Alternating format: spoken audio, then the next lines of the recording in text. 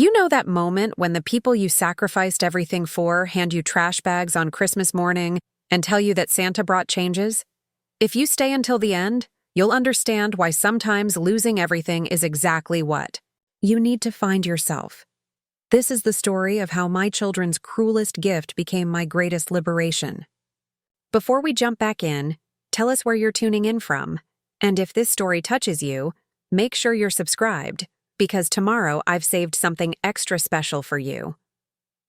The cold December air bit through my thin robe as I stood on the front porch, 3 black trash bags at my feet and my own house key no longer working in the lock I'd turned for 37 years. My hands trembled, not from the cold, but from the shock of what had just happened. Behind that oak door I'd painted every spring, my 3 adult children were probably already dividing up the space I'd occupied, erasing traces of the woman who'd given them everything. But let me take you back to understand how I ended up here, holding garbage bags full of my life, while my own children celebrated what they called their Independence Day. My name is Patricia Hawthorne, and until this morning, I thought I lived in my own home with my children who loved me. I was wrong on both counts. The house on Maple Street had been my sanctuary for decades, a place where I'd raised 3 beautiful children after my husband Robert left us when they were young. Not died, not divorced. Left. One Tuesday morning, he simply wasn't there anymore, and I never saw him again. Marcus, my eldest at 34, had moved back home 2 years ago after his tech startup failed. He'd convinced me it was temporary, just until he got back on his feet. Temporary stretched into months, then seasons, then years. He'd taken over the master bedroom, claiming he needed the space for his home office and the privacy for his video conferences with potential investors who never seemed to materialize. Then there was Sophia, 29, who'd returned home after her engagement fell apart. She'd been planning a wedding that would have cost more than my annual salary, and when her fiancé backed out, she'd arrived at my doorstep with 17 suitcases and a broken heart. That was 18 months ago. She'd transformed my peaceful living room into her personal therapy space, complete with crystals, meditation cushions, and a rotating cast of spiritual advisors who came and went at all hours. The youngest, Daniel, had never left. At 26, he'd graduated college and simply stayed, treating my house like an extended dormitory. He'd converted the basement into what he called his creative space, filled with musical equipment, gaming setups, and the lingering smell of incense that never quite masked other odors I preferred not to identify. For years, I'd told myself this. Arrangement worked. Family staying close, supporting each other through difficult times, sharing resources and love. I'd convinced myself that having a full house again meant having a full life.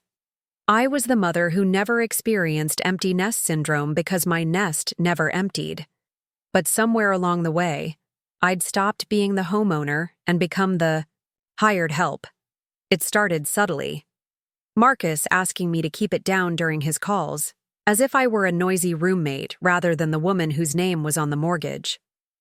Sophia rearranging my furniture to accommodate her yoga practice, never asking, just moving my grandmother's antique chairs to the garage because they didn't fit her aesthetic. Daniel treating me like a live-in cleaning service, leaving his dishes, his laundry, his messes for me to handle because I was always there, always available, always willing to clean up after everyone else. I'd worked as a high school English teacher for 32 years before retiring, and my pension, combined with the life insurance money from my parents, allowed me to live comfortably. But comfortable had become crowded, and crowded had become suffocating. My children weren't contributing to household expenses because they were saving money, they said. Marcus was investing every penny into his next venture. Sophia was paying off wedding debts and rebuilding her credit. Daniel was an artist, and artists needed time to develop their craft without the burden of mundane concerns like rent or utilities. So I paid for everything. The mortgage, the utilities, the groceries, the internet that Marcus needed for his business calls, and Daniel required for his creative projects. I'd downsized my own life to accommodate theirs, sleeping in what used to be the guest room because Marcus needed the master suite, eating smaller portions because Sophia's dietary restrictions were expensive and specific, walking on eggshells. In my own home because Daniel's creative process was delicate and couldn't be disturbed. The breaking point should have come months ago, but I'd been too afraid of being alone to enforce boundaries. At 62, I'd grown terrified of the silence. That would come with an empty house, the echo of my own footsteps in rooms that had once buzzed with family life. I'd mistaken their presence for love, their dependence for devotion. Christmas Eve had been the final rehearsal for this morning's performance. We'd had our traditional dinner, though traditional had been redefined over the years to accommodate everyone else's preferences. Marcus didn't eat carbs anymore. Sophia was on some cleanse that eliminated everything that tasted good. And Daniel was going through a vegan phase that lasted exactly as long as it took him to smell bacon cooking. Preparing and narrating this story took us a lot of time, so if you are enjoying it, subscribe to our channel. It means a lot to us. Now back to the story. I'd spent 3 days preparing a meal that would satisfy everyone's restrictions. Shopping at 4 different stores to find the right ingredients. Cooking dishes I'd never attempted before because someone had seen them on social media and decided they were essential to their dietary journey. The grocery bill had been astronomical, funded entirely by my pension because my children were still working on their financial situations. During dinner, they'd been unusually quiet, exchanging glances I couldn't interpret. When I'd asked about their plans for Christmas morning, they'd been vague, mentioning they had some surprises planned, some changes that would make this Christmas different from all the others. I'd gone to bed feeling cautiously optimistic. Maybe they'd finally found their footing and were ready to announce their independence. Maybe Marcus had secured funding for his company, or Sophia had found a new job, or Daniel had sold some of his music. Maybe this Christmas would mark the beginning of a new chapter where they moved forward with their lives, and I could finally have mine back. I should have paid more attention to the sound of movement in the early hours of Christmas morning, the soft rustling and muffled conversations that penetrated my sleep.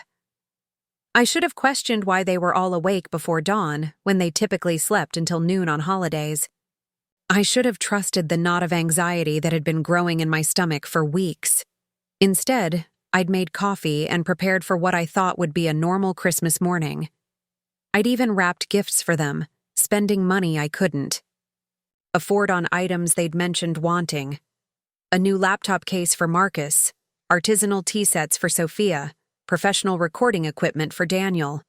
I'd wanted to show them I believed in their dreams, even when those dreams had been taking up residence in my house for longer than anyone had planned. The living room had been unusually organized when I'd walked in, my few personal decorations conspicuously absent from their usual places. The family photos that normally adorned the mantel were gone, replaced by Sophia's crystals. My mother's Christmas ornaments had been removed from the tree, leaving only the modern, minimalist decorations my children preferred. They'd been sitting together on the couch, dressed and alert in a way that seemed strange for Christmas morning. Usually, we opened gifts in our pajamas, leisurely and warm, but they'd been fully clothed and formal, like they were attending a business meeting rather than a family celebration. Marcus had been holding an envelope, thick and official-looking. Sophia had been clutching her phone, recording everything, which I'd found odd but assumed was for social media.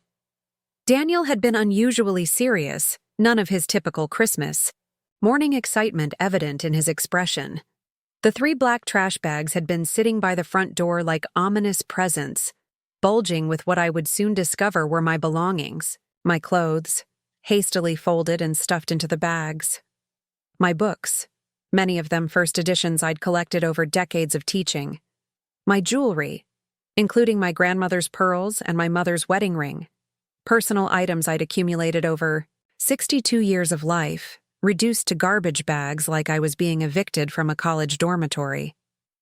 Marcus had spoken first, his voice carrying the practiced tone he'd developed during his business presentations. "Mom, we've been doing a lot of thinking lately about our living situation, and we've come to some conclusions that we think will benefit everyone involved." I'd felt my stomach drop, recognizing the corporate speak he used when he was about to deliver bad news wrapped in positive language. Sophia had chimed in, her spiritual advisor voice in full effect. "We've realized that our current dynamic isn't serving anyone's highest good.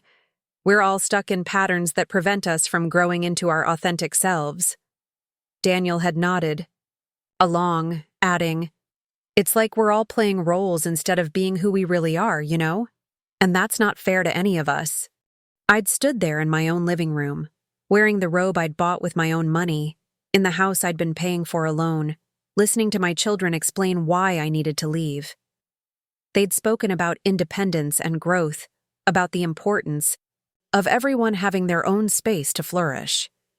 They'd talked about how my presence was holding them back from becoming the adults they were meant to be.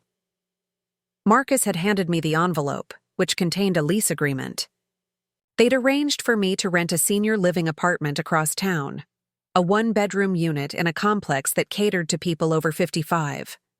They'd already paid the first month's rent and security deposit, using money they claimed to have saved, specifically for this purpose, the same money they'd claimed they didn't have for groceries or utilities, or any of the household expenses I'd been covering for years.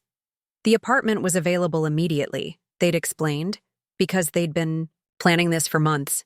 They'd spoken to the landlord, arranged for utilities to be connected, even picked out furniture from my house that they thought would fit in the smaller space. Everything else, they'd explained, would need to stay behind because the house came with the furniture, and they'd need everything to remain intact for their new living arrangement. Sophia had continued recording as she'd explained that they'd consulted with her life coach about the healthiest way to handle this transition. Apparently, quick and decisive action was better than prolonged goodbyes that might create unnecessary, emotional attachment to old patterns. They'd decided that Christmas morning would be the perfect time for new beginnings, a symbolic fresh start for everyone involved. Daniel had offered to drive me to the apartment, his tone suggesting he was doing me a tremendous favor. They'd already arranged for my mail to be forwarded and had contacted my bank to update my address. They'd thought of everything except asking whether I wanted any of this to happen. I'd stood there holding the lease agreement, looking at my children's expectant faces, realizing they genuinely believed they were giving me a gift. In their minds, they were liberating me from the burden of maintaining a large house. They were freeing me to live among people my own age who would better understand my needs and interests. They were helping me transition into the next phase of my life with grace and dignity. They'd completely missed the fact that they were throwing me out of my own home on Christmas morning. The worst part wasn't their ingratitude or their selfishness. The worst part was their absolute certainty that they were doing the right thing. They'd convinced themselves that evicting their mother was an act of love, that forcing me into a smaller life was somehow expanding my horizons. They'd rewritten the narrative so completely that they saw themselves as heroes in this story, brave enough to make the hard decisions that would benefit everyone in the long run. As I'd stood there, with my belongings in trash bags and a lease agreement for a life I'd never chosen, I'd realized something that would change everything. I'd spent so many years being afraid of losing them that I'd forgotten I'd already lost myself. The silence that followed their announcement felt like standing in the eye of a hurricane. Everything around me was chaos, but I existed in this strange pocket of absolute stillness where sound seemed muffled and time moved like thick honey. My children were still talking, their voices becoming background noise as my mind struggled to process what was happening. Marcus was explaining the logistics with the enthusiasm of someone who'd solved a complex puzzle. He'd researched the senior living complex extensively, he said, and it had amenities I'd love. A community garden where I could grow vegetables, organized social activities to help me make friends, even a book club that met twice a week. He painted a picture of golden years filled with purpose and companionship, as if being forced from my home was actually a vacation I'd been too stubborn to take. Sophia had pulled up photos on her phone, showing me the apartment they'd selected. It was clean and modern, she explained, with updated appliances and fresh paint.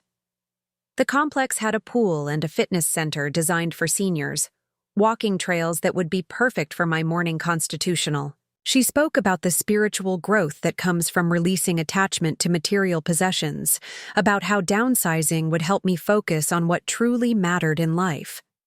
Daniel had chimed in about the creative opportunities available at the complex. They had art classes, music appreciation groups, even a small recording studio where residents could explore their artistic sides. He seemed genuinely excited about the prospect of me discovering hidden talents, as if being ejected from my own home would somehow unlock creative potential I'd been suppressing for 6 decades. I listened to their elaborate justifications while holding the lease agreement, the paper trembling in my hands, not from fear, but from a rage so pure it felt like electricity coursing through my veins. They'd planned this ambush for months, researching facilities, arranging finances, coordinating their story. They'd put more effort into removing me from their lives than they'd put into contributing to the household in years. The lease agreement was thorough, filled with clauses and conditions I hadn't agreed to. The monthly rent was exactly 60% of my pension, leaving me with just enough to cover basic necessities if I lived carefully. They'd calculated precisely how much of my income they could capture while still allowing me to survive, like financial vampires who'd learned to drain blood without killing their host. But the most insulting detail was the emergency contact section. They'd listed themselves, of course, because who else would I have? They'd positioned themselves as my support system while simultaneously severing every support I'd actually relied on. My neighbors, who'd become genuine friends over the years, wouldn't know where I'd gone. My volunteer work at the literacy center would end abruptly because I couldn't commute from across town without a car. My entire social network would be destroyed so they could maintain the illusion that they cared about my well-being. I realized they'd been studying me like a problem to be solved rather than a person to be loved. They knew my routines, my financial situation, my emotional attachments. They'd used that knowledge to craft a trap disguised as a gift, complete, with a bow made of artificial concern and wrapping paper printed with lies about my best interests. The house around me suddenly looked different, like I was seeing it through their eyes instead of my own. They'd already started making changes, subtle alterations that I'd noticed but hadn't understood. My reading chair had been moved to accommodate Sophia's meditation space. My kitchen table had been replaced with a larger one that better suited Marcus's laptop setup. My garden tools had been relocated to make room for Daniel's musical equipment, storage. They'd been erasing me gradually, testing boundaries and measuring my resistance. When I'd adapted to each small change without complaint, they'd grown bolder, taking more space and leaving me less. They'd been conditioning me for this moment, training me to accept displacement as normal, reasonable, even beneficial. Standing there in my own living room, surrounded by my children's expectant faces, I understood that this wasn't an impulsive decision born from holiday stress or temporary frustration. This was the culmination of a long-term strategy, executed with the precision of a military operation. They'd been planning my exile while I'd been planning their Christmas gifts. The irony was devastating. I'd spent years worried about them leaving me, never imagining they'd find a way to stay while making me leave instead. They'd solved the problem of independence without actually becoming independent, simply transferring the burden of their dependence to someone else while maintaining access to everything I'd provided. But as I stood there holding that lease agreement, something inside me began to shift. The shock was wearing off, replaced by a clarity I hadn't experienced in years. They thought they were manipulating a helpless old woman who had no choice but to accept their terms. They'd miscalculated badly. I set the lease agreement on the coffee table with deliberate care, watching their faces as they waited for my grateful acceptance of their generous gift. Marcus leaned forward slightly, probably expecting tears of appreciation. Sophia had her phone ready to capture my emotional response for whatever social media narrative she'd constructed. Daniel was nodding encouragingly, like a teacher waiting for a slow student to understand a simple lesson. Instead, I picked up my purse and walked to the front door, stepping over the trash bags they'd packed for me. I turned the handle, and to my surprise, it opened easily. They'd only changed the locks on the back door, probably assuming I'd try to sneak back in through the kitchen like a burglar in my own home. I walked outside into the crisp December air, feeling snow beginning to fall in soft, fat flakes that caught the morning light. Behind me, I could hear my children calling my name, their voices tinged with confusion and growing concern. They'd expected compliance, not exodus. Their carefully orchestrated scene was deviating from the script they'd written. But I didn't. Stop walking. I continued down the front path, past the mailbox I'd installed myself 20 years ago, past the rose bushes I'd planted and tended every spring. I walked down Maple Street in my bathrobe and slippers, carrying only my purse, leaving behind everything I'd thought defined my life. Mrs. Chen from next door was collecting her newspaper and looked up in alarm when she saw me. "Patricia, what's wrong, dear? You look upset." I stopped walking and really looked at her. This neighbor I'd known for 15 years but had barely talked to beyond pleasantries about weather and gardening. She was probably 70, a retired professor who lived alone but seemed completely content with her independence. Her house was smaller than mine but immaculately maintained, with a garden that put mine to shame, and a front porch that always looked inviting. "Helen," I said, using her first name for the first time in all our years of acquaintance. "Would you mind if I used your phone? I seem to have found myself in an unusual situation." She looked past me toward my house, where my children had appeared on the front porch, still in their coordinated positions like actors who'd lost their audience. "Of course, dear. Come inside where it's warm. You must be freezing." Her house was everything mine had stopped being: peaceful, organized, and clearly belonging to the person who lived there. Every piece of furniture had been chosen deliberately, every decoration placed with care. There were no gaming systems cluttering the living room, no meditation crystals covering every surface, no business equipment transforming family spaces into corporate environments. Helen made tea without being asked, setting out proper china cups instead of the chipped mugs I'd grown accustomed to using because my good dishes were always dirty from my children's constant entertaining. She didn't press for details, just handed me her phone and sat quietly while I made the most important call of my adult life. "Good morning. This is Patricia Hawthorne. I need to speak with someone about removing unauthorized occupants from my property." The police dispatcher was professional and thorough, asking questions that helped me understand the legal reality of my situation. Since Marcus, Sophia, and Daniel had been living in my house without paying rent, they were considered guests, not tenants. Since I was the homeowner and they had no legal right to remain, I could revoke their permission to stay at any time. Since they'd changed locks without my permission, they'd committed a crime. The dispatcher explained that officers could escort them from the property immediately if I wished, or I could serve them with formal notice to vacate within a reasonable time frame. She recommended the formal notice for family situations, but emphasized that the choice was entirely mine. Helen sat across from me, sipping her tea and pretending not to listen while I absorbed this information. When I hung up, she finally spoke. 37 years I've been watching families on this street," she said quietly.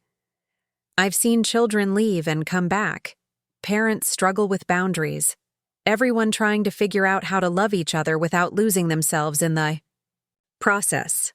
She set down her cup and looked directly at me. "But I've never seen anyone handle their situation with as much grace as you just did.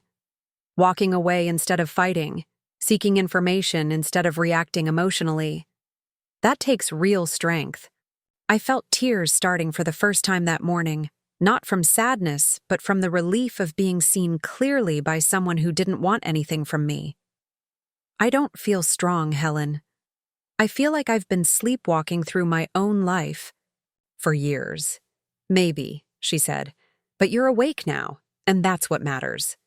Through her front window, I could see my children still standing on my porch, looking increasingly agitated as they realized their plan wasn't unfolding as expected. They'd probably gone inside to search for me, finding only the lease agreement I'd left behind like a rejected contract. My phone, which I'd left in my purse, had been buzzing constantly. Text messages from all three of them, increasingly frantic as they tried to regain control of the narrative they'd lost. Marcus demanding I return immediately to discuss this rationally. Sophia insisting they'd only wanted what was best for me. Daniel asking where I'd gone and whether I was safe. But mixed in with their messages were others I hadn't expected. Voicemails from the volunteer coordinator at the literacy center, wishing me a Merry Christmas and looking forward to seeing me next week.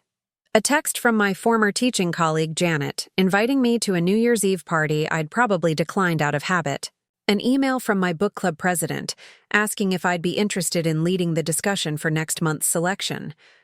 I'd been so focused on the family I'd thought I was losing that I'd ignored the community I'd actually built. These people valued my contributions, respected my opinions, and included me in their lives because they enjoyed my company, not because they needed something from me. Helen refilled my teacup without being asked. "What are you thinking about, dear?" "I'm thinking about how different my life might have been if I'd paid attention to the people who actually wanted me around instead of trying to make myself indispensable to people who took me for granted." She nodded knowingly. "It's never too late to start over, Patricia. Especially when you're starting over with the wisdom you've gained from your experiences." I looked at the lease agreement they'd thrust upon me, still crumpled in my purse where I'd shoved it. A one-bedroom apartment in a senior complex, designed to contain and manage aging parents who'd outlived their usefulness to their families. They'd researched the cheapest acceptable option, the minimum standard that would allow them to claim they'd provided for me while taking everything I'd actually valued. But sitting in Helen's peaceful home, I realized I didn't have to accept their version of my future. I had options they'd never considered, because they'd never bothered to understand who I actually was beneath the role they'd assigned me. I owned my house outright, with no mortgage payments remaining. My pension was substantial enough to support a comfortable lifestyle if I wasn't subsidizing 3 adult children's extended adolescence. I had savings they knew nothing about, money I'd squirreled away over years of careful budgeting and occasional windfalls from my parents' estate. More importantly, I had skills, interests, and relationships they'd completely overlooked. My master's degree in English literature, my decades of teaching experience, my volunteer work, my genuine friendships with people who valued my mind and my company. I wasn't just their discarded mother, I was a complete person with a life they'd never bothered to notice.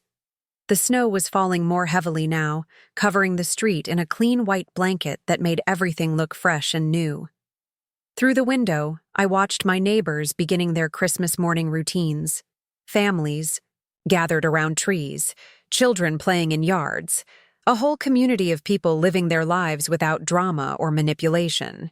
I thought about the senior living complex my children had selected for me, with its organized activities and managed social interactions. It sounded exactly like the kind of place where people went to wait for death, marking time with shallow friendships and manufactured purpose. That wasn't living. It was warehousing. But what if I chose my own next chapter instead of accepting theirs? What if I used this forced liberation as an opportunity to create the life I'd always wanted but never had time to pursue? What if their cruelest gift became my greatest blessing? Helen was watching me with the patience of someone who understood that important decisions couldn't be rushed. When I finally spoke, my voice was steadier than it had been all morning. "Helen, would you happen to know a good real estate agent?" Helen's smile was the first genuine warmth I'd felt in months. "As a matter of fact, I do. My niece Rebecca is one of the top agents in the city. She specializes in helping people transition into new phases of their lives." She paused, studying my face carefully. "But, Patricia, are you sure you're ready to make such a big decision today? This morning has been quite traumatic." I set down my teacup with newfound determination. Helen, I've been making decisions based on fear for so long that I'd forgotten what it felt like to choose based on hope. Yes, this morning was traumatic, but it was also clarifying. For the first time in years, I can see exactly what I want my life to look like. Within an hour, Rebecca Chen arrived at her aunt's house with a warmth that reminded me why I'd become a teacher in the first place. She had the kind of energy that made everything seem possible, the sort of person who saw opportunities where others saw obstacles. When I explained my situation, she didn't offer sympathy or judgment, just practical solutions delivered with infectious enthusiasm. Mrs. Hawthorne, I've been helping people reinvent their lives through real estate for 15 years, and I can tell you that the clients who make the biggest transformations are always the ones who reach a moment of absolute clarity about what they no longer want to tolerate. She pulled out her tablet and began typing. Your house is in one of the most desirable neighborhoods in the city. The market is excellent for sellers right now, especially for properties with character and established landscaping. She showed me comparable sales in my area, numbers that made my eyes widen. My modest home, which I'd bought decades ago for a fraction of its current value, was now worth enough to buy something spectacular in a location I'd only dreamed about. The equity I'd built while supporting 3 ungrateful adults was substantial enough to fund any lifestyle I chose. There's a property I showed yesterday that would be perfect for someone with your background, Rebecca continued, her excitement growing as she spoke. It's a converted carriage house about 20 minutes from downtown, on 5 acres that back up to state forest land. The previous owner was a retired professor who designed every detail for someone who loves books, gardening, and privacy. There's a library with floor-to-ceiling shelves, a sunroom that would be perfect for morning coffee, and gardens that are mature but manageable. She swiped through photos that looked like something from a fairy tale. Stone walls covered with climbing roses, a kitchen with vintage charm and modern functionality, hardwood floors that glowed with years of careful maintenance. The property had character and soul, the kind of place where someone could write the next chapter of their life without interference or obligation. The owner is moving to assisted living and wants to sell to someone who will love the place as much as he has. He's been very particular about finding the right buyer, turning down several offers from developers who wanted to subdivide the land. Rebecca looked up from her tablet. I think you might be exactly what he's looking for. My phone buzzed again with another frantic message from Marcus, but I silenced it without reading the text. Their panic was becoming background noise, irrelevant to the future I was beginning to envision. They'd assumed I had no options, no resources, no capacity for independent decision-making. They were about to discover how wrong they'd been. Helen offered to drive me to see the property, and within 2 hours of being evicted from my own home, I was standing in someone else's dream house, realizing it could become mine. The carriage house sat at the end of a winding gravel drive, surrounded by mature oak trees and gardens that showed the loving attention of someone who understood that beauty required patience and care. The owner, Professor Emeritus William Morrison, was waiting on the front porch despite his advanced age and the cold weather.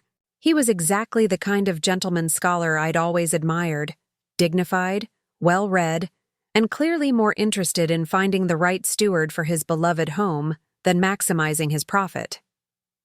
Rebecca tells me you're an English teacher, he said, as he showed me through rooms that felt like they'd been designed for someone with my exact sensibilities.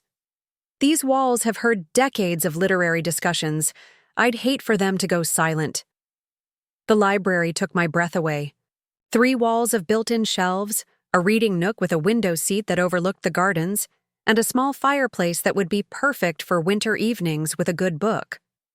Professor Morrison had left many of his volumes behind, classics I'd always wanted to own but never felt I could justify purchasing while supporting my children's endless expenses. I'm too old to take these with me, he explained, running his hand along a shelf of first-edition poetry collections. They need someone who'll actually read them, not just display them. Rebecca mentioned you volunteer with literacy programs? I found myself telling him about my work at the center, my passion for helping adults discover the joy of reading, my dreams of maybe writing something myself someday if I ever found the time and space. He listened with the kind of attention I'd forgotten was possible, asking thoughtful questions and offering insights from his own decades of teaching and writing. The gardens were even more impressive than the photos had suggested. Terraced beds that would provide fresh vegetables and herbs, flower borders that had been planned to bloom in succession from early spring through late fall, and walking paths that wound through natural areas where wildlife clearly felt welcome. This wasn't just landscaping. It was a living ecosystem designed by someone who understood that gardens were meant to nurture both plants and people. My late wife designed most of this, Professor Morrison said as we walked the property. She always said that gardens were the best teachers of patience, hope, and the rewards of consistent care. I think she would have liked you. By the time we'd finished the tour, I knew I was home. Not because the house was perfect, though it was beautiful, but because it represented everything I'd been denied while trying to be the perfect mother and provider. Space to think, freedom to pursue my interests, beauty that existed for its own sake rather than someone else's convenience.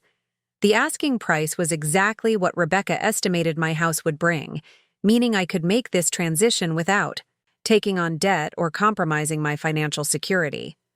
More importantly, Professor Morrison seemed as eager to sell to me as I was to buy from him. He'd turned down higher offers because he wanted someone who would appreciate what he and his wife had created.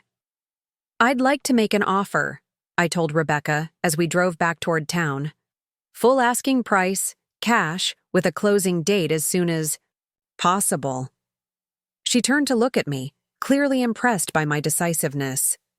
"Mrs. Hawthorne, I have to ask, are you sure you're ready to make such a major change so quickly? This morning has been overwhelming, and big decisions made under stress sometimes get regretted later." I understood her concern, but I'd never been more certain of anything in my life. "Rebecca, I've spent the last several years making small compromises that added up to a completely compromised life. My children forced me to face the reality that I've been living for everyone except myself. This isn't a decision made under stress. It's a decision made with perfect clarity about what I want my future to look like."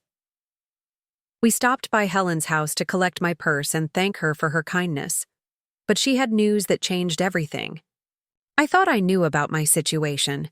She'd been watching my house while we were gone, and what she'd observed had shifted her understanding of the morning's events.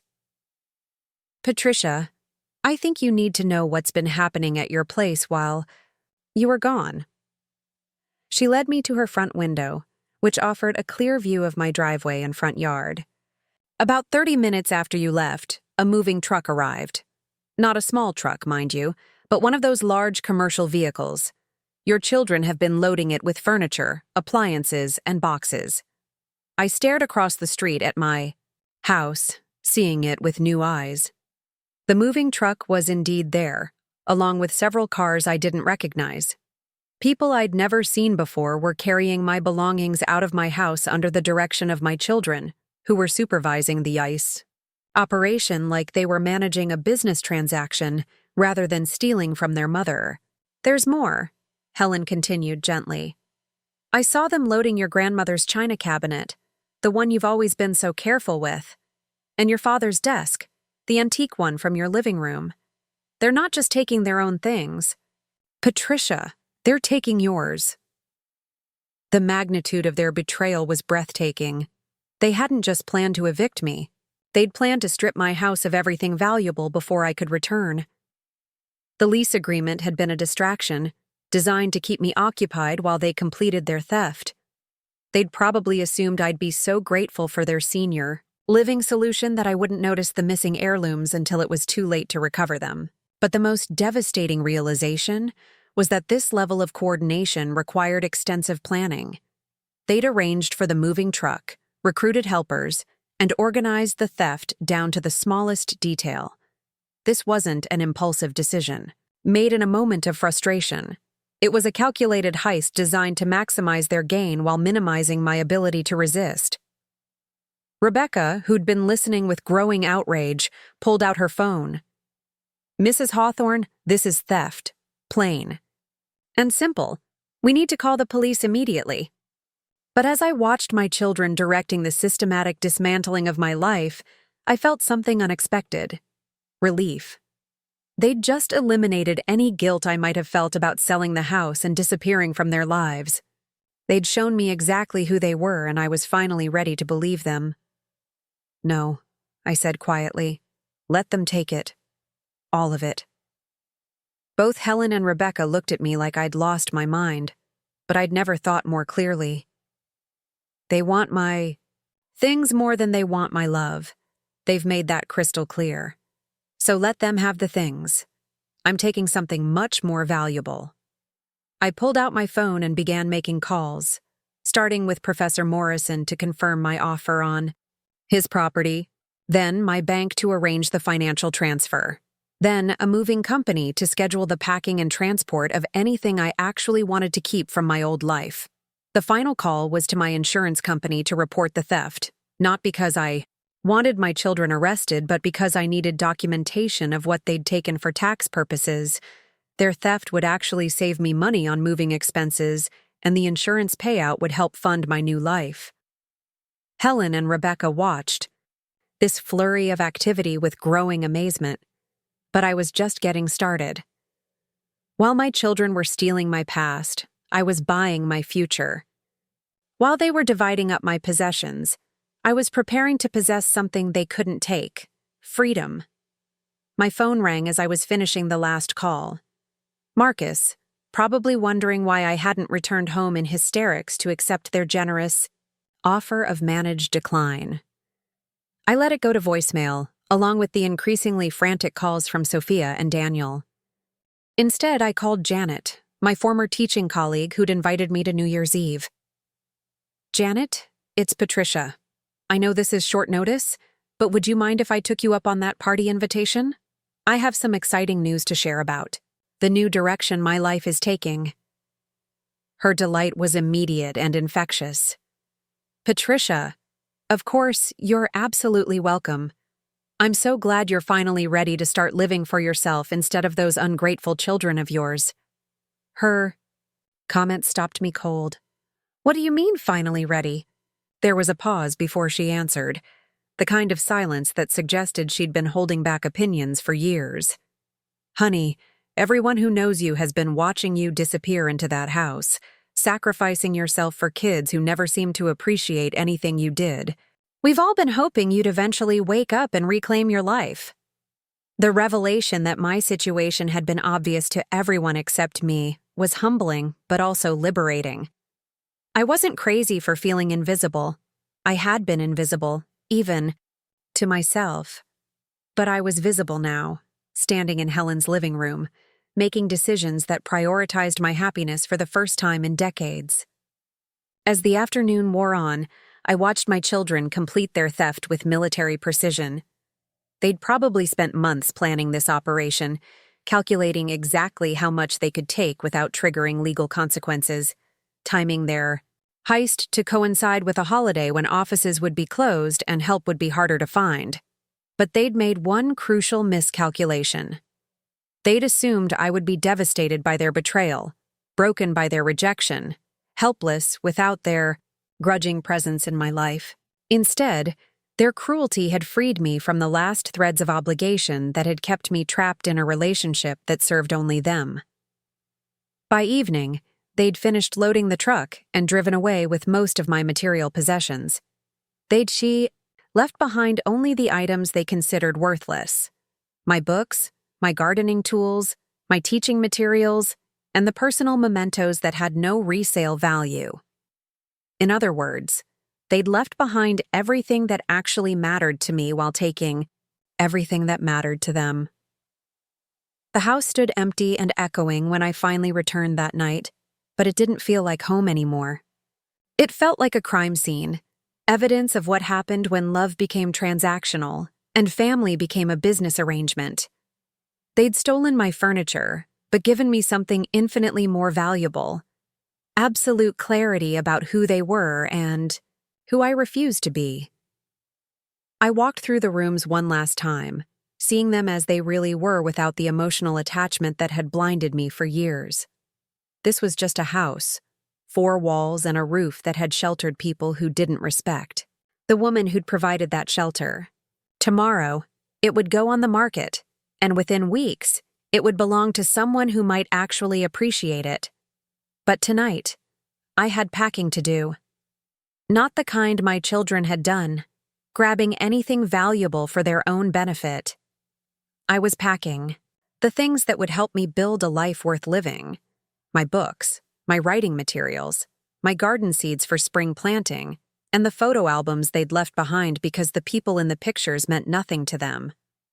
As I worked, I found myself humming for the first time in years, planning the garden I'd plant at the carriage house, imagining the writing I'd do in that beautiful library, picturing the dinner parties I'd host for people who actually enjoyed my company. My children had meant to destroy my life, but they'd accidentally given me permission to create a new one. 3 months later, I was standing in my new kitchen, watching the sunrise paint the forest behind my property in shades of gold and pink when the first letter arrived. The return address was unfamiliar, but the handwriting on the envelope was unmistakably Marcus's careful script. I set it aside unopened while I finished my morning coffee, a ritual I'd grown to treasure in this house where no one interrupted my thoughts or demanded my immediate attention. The transformation of my life had been nothing short of miraculous. Professor Morrison's carriage house had become more than a home. It had become a sanctuary where I could finally discover who Patricia Hawthorne was when she wasn't defined by other people's needs. The gardens were awakening from winter sleep, showing the first green shoots of spring bulbs that would soon burst into the colors his late wife had planned decades ago. I'd spent countless hours learning the stories behind each planted space, understanding the thoughtful design that made every season beautiful in its own way. My old house had sold within 2 weeks of being listed, for significantly more than Rebecca's initial estimate. Apparently, multiple buyers had engaged in a bidding war, driving the price up to a level that left me financially comfortable beyond anything I'd ever imagined. The irony wasn't lost on me that my children's greed had freed me to live more generously than I'd ever been able to afford while supporting them. But the real transformation hadn't been financial. It had been personal, creative, and social in ways that surprised me daily. Within a month of moving in, I'd established routines that fed my soul rather than depleting it. Morning writing sessions in the library, where I'd begun work on a memoir about the hidden costs of unconditional giving. Afternoon walks through the forest trails, where I'd discovered a meditation practice that came naturally among the trees. Evening phone calls with friends I'd reconnected with, relationships that had been casualties of my children's constant demands for my time and energy. The volunteer work at the Literacy Center had expanded into something more meaningful than I'd dreamed possible. My colleagues there had invited me to develop a new program for women over 50 who'd never learned to read, often because they'd spent their lives caring for everyone else first. The work felt like a calling, helping other women discover the power of literacy to transform their understanding of their own possibilities. Janet had introduced me to her book club, a group of retired teachers and professors who met monthly to discuss everything from contemporary fiction to ancient philosophy. Their conversations challenged my mind in ways I hadn't experienced since my graduate school days, reminding me that intellectual stimulation had been another casualty of my years as a full-time family caretaker. Even more surprisingly, I'd begun dating.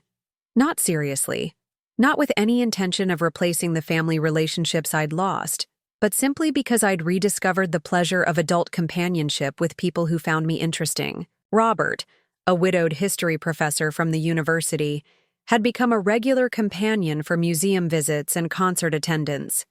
Sarah Miller, a retired nurse who'd moved to the area to be closer to nature, had become my hiking partner and gardening consultant. Both relationships were based on mutual respect and shared interests rather than obligation or need. The writing had become my greatest source of joy and surprise.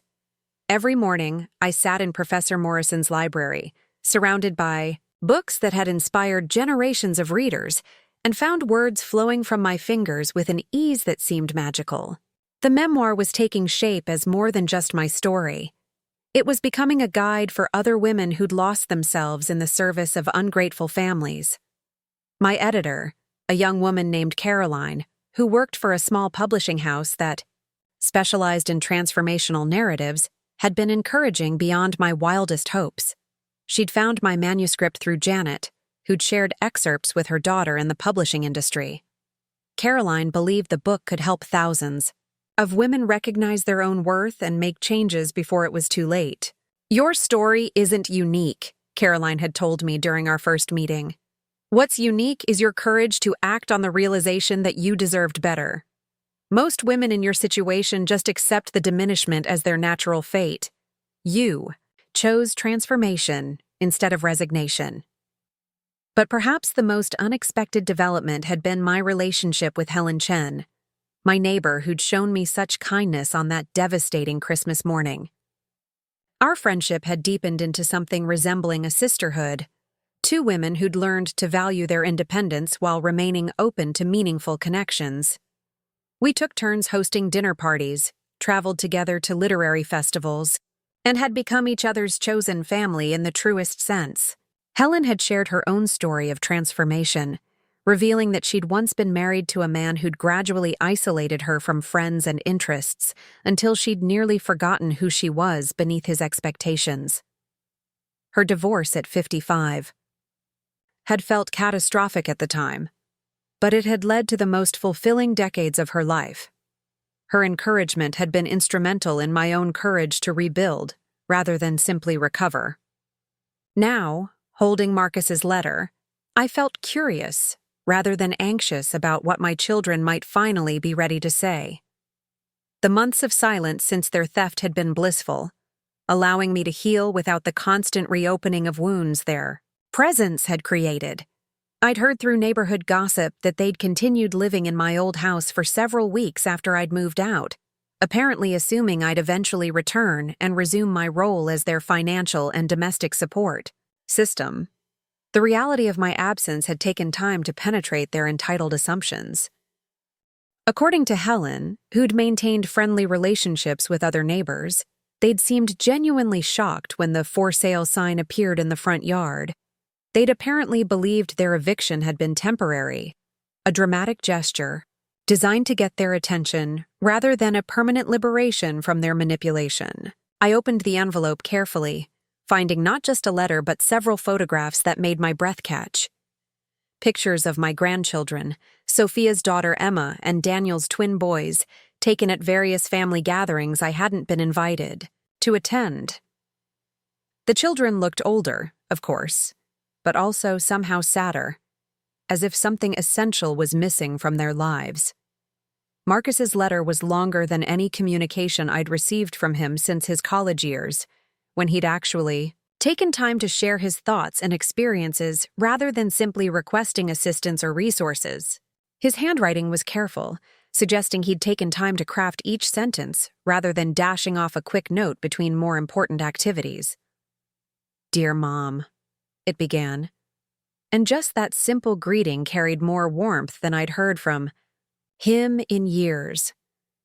"I know I have no right to expect you to read this letter, given what we did to you at Christmas. I know we hurt you deeply, and I know our actions were inexcusable. But I'm hoping you'll give me a chance to explain what we've learned about ourselves since you left, and what we understand now about what we lost when we lost you." He wrote about the months following my departure, how they'd initially felt victorious about finally having the house to themselves without my interference in their lives. They'd celebrated their independence, divided up the space according to their preferences, and settled into what they'd expected would be a more comfortable arrangement, without the guilt of feeling obligated to consider my needs. But reality had intruded quickly. The house payments, utilities, property taxes, and maintenance costs had fallen to them, and they'd discovered that my pension had been covering far more of their expenses than they'd realized.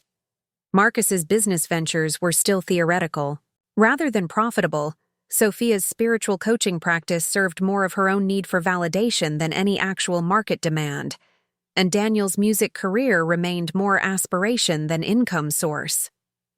More challenging than the financial reality had been the emotional emptiness they'd discovered in my absence. The house felt hollow without my presence, lacking the warmth and life that had made it feel like home rather than just a building. They'd taken for granted the countless small ways I'd made their lives easier and more pleasant. From the meals that appeared without their effort to the clean laundry that materialized in their rooms, to the general sense of being cared for that had surrounded them like invisible air. "We realized we'd been treating you like a service rather than a person," Marcus wrote. "And we didn't understand how much of our own happiness had actually come from your efforts to make us happy. Without you there, the house felt like a hotel, where the staff had quit without notice." But the most devastating revelation had come when they'd tried to explain my absence to my grandchildren.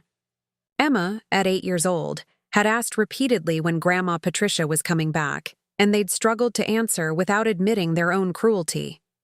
The children had noticed my absence immediately and profoundly, asking questions that forced my adult children to confront what they'd actually done. "Emma keeps asking why you left without saying goodbye," Marcus continued. "And we realized we couldn't answer her honestly without admitting that we'd forced you to leave. She draws pictures of you and asks us to mail them to your house, not understanding that you don't live there anymore because we made it impossible for you to stay." Daniel's twins had been even more direct in their distress. At 6 years old, they'd been old enough to understand that something was wrong, but too young to accept explanations that didn't make sense. They'd been accustomed to my presence at family gatherings, my attention during their visits, my consistency in their lives when their parents were often distracted by their own concerns. "The boys ask when you're coming to their birthday party," Marcus wrote. "They don't understand why the person who remembered every milestone and celebrated every achievement suddenly disappeared from their lives. We've had to face the reality that we didn't just hurt you, we hurt them too." The letter continued with details about their attempts to maintain the lifestyle I'd subsidized, their growing awareness of how much I'd contributed both financially and emotionally to their daily existence, and their eventual recognition that they'd made a catastrophic mistake born of entitlement and selfishness, rather than any genuine concern for my well-being. But what moved me most was Marcus's acknowledgement of my transformation, information he'd apparently gathered through what sounded like extensive research into my new life. "We've heard about your book, Mom, about your new house and your volunteer work and the life you've built since we forced you out of ours. Janet told Sophia that you seem happier than anyone's seen you in years, and that broke something open in all of us." He wrote about their collective realization that they'd been so focused on what they could extract from our relationship that they'd never noticed what they were preventing me from contributing to the wider world. My volunteer work, my writing, my friendships had all been cramped and limited by their constant demands for my time and attention. They'd kept me so busy serving their needs that I'd never had space to discover what I might accomplish if I were free to pursue my own interests.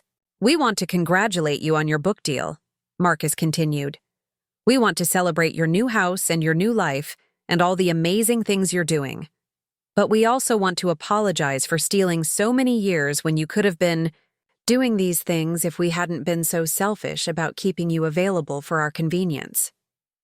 The letter concluded with an invitation that surprised me with its thoughtfulness. They wanted to visit, but on my terms and at my convenience. They wanted to meet me as the person I'd become rather than expecting me to return to the role I'd escaped. They wanted to introduce their children to the grandmother who was living her own full life, rather than the woman who'd existed primarily to serve theirs. "We know we don't deserve forgiveness," Marcus wrote in closing. "We know we can't undo the damage we caused or recover the years we wasted. But we'd like the chance to know you as you are now, not as the person we tried to force you to remain. If you're willing to let us try, we'd be honored to be part of your new life, rather than expecting you to return to your old one. I set the letter down and walked to the window that overlooked my gardens, where the first daffodils were pushing through the soil in brave defiance of the lingering cold. Professor Morrison's wife had planted them decades ago, trusting that future springs would bring the beauty she might not live to see.